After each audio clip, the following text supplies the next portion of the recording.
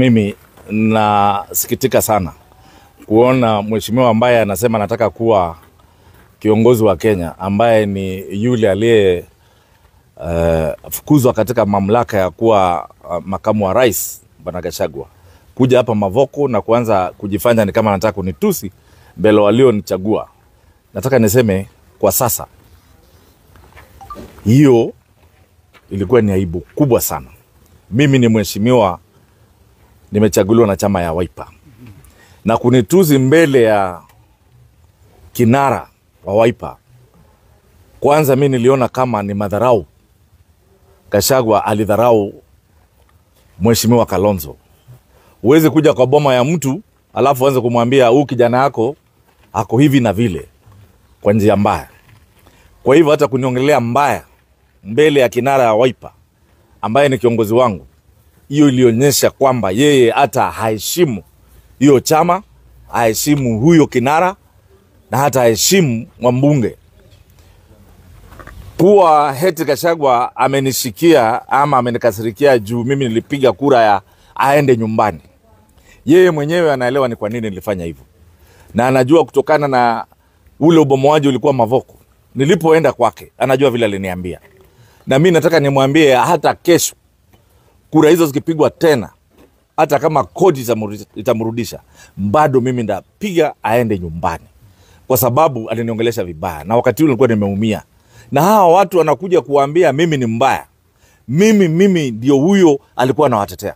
Kwa hivyo leo hii umeona wakiandamana, wanaandamana kwa sababu Gachagua alikuja hapa akaanza kujifanya ni kama mimi hata sitakiwi kuchaguliwa, anataka kuonyesha watu ni kama mimi siko kwa chama, anataka kuonyesha. Nataka nimwambie aliyekutuma na mjua, na huyu aliyekutuma tunashindana na yeye 2027, na ni wazi dhahiri kwamba nitaomba kiti ya ugavana 2027. Aliyekuwa amekubeba kwa gari na kukupatia pesa ukuje kunaribia jina hapa, nataka nikwambie wachana na siasa ya Machakos peke yake. Sisi wakaji wa Machakos ndio watajua ni nani watachukua kama gavana wa Machakos. Kwa hivyo kutembea ukituzi viongozi, Bwana Gachagua, hiyo ni aibu kubwa sana. Na wewe umeonyesha kwamba wewe unaweza kuwa dikteta, kiongozi wa kimabafu wewe, kwa sababu unaenda kila mahali ukituzi kila mtu, ukifungua mdomo yako yote yale unaongea ni mambo mabaya. Kwa sababu mimi nikiona mtu kama huyo, hata mimi nashangaa wale mnatembea na Gachagua. Nyinyi mumeangalia mtu, mimi ukiniuliza mimi naona Gachagua ni kama ni mwenda wazimu. Yale maneno anatoa ya kuchochea, ya kuongea vitu mbaya. Mimi ndio nikasema kama ni Gachagua atafanya mimi nichaguliwe kwa kiti chochote, afadhali ikae. Na Wakenya muangalie huyu mtu. Huyu mtu ako na chuki na bukdha na hasira.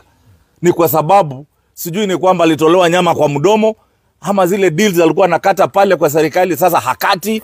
Na tunajua Gachagua ile Monday ulienda kwa National Television ukaongea ukiomba uhurumiwe, usamehewe. Tunakumbuka yote yale ulisema. Mbona ulikuwa unaomba ukinyenyekea urudishwe kwa kiti? Sasa ulipotoka umejawa na matusi, unatusi watu mpaka unatusi Makao ambaye hata yuko Central. Hapa mimi niko Mavoko, na ujue Mavoko sio mahali tu ya anybody. This is a cosmopolitan ambayo umejaa kila mtu.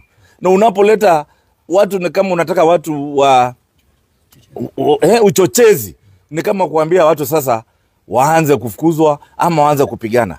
Mimi nataka nikwambie Bwana Gachagua, weka macho yako kwa ile sababu ulisema unataka. Wewe tunajua sababu yako, ukifungua mdomo unajua vile unasema. Wachana na Makao, wachana na Mavoko, wachana na siasa za Machakos, wachana na siasa za Kenya juu sasa tumeona ukweli hauelewi na una mwelekeo. Ila tu matusi.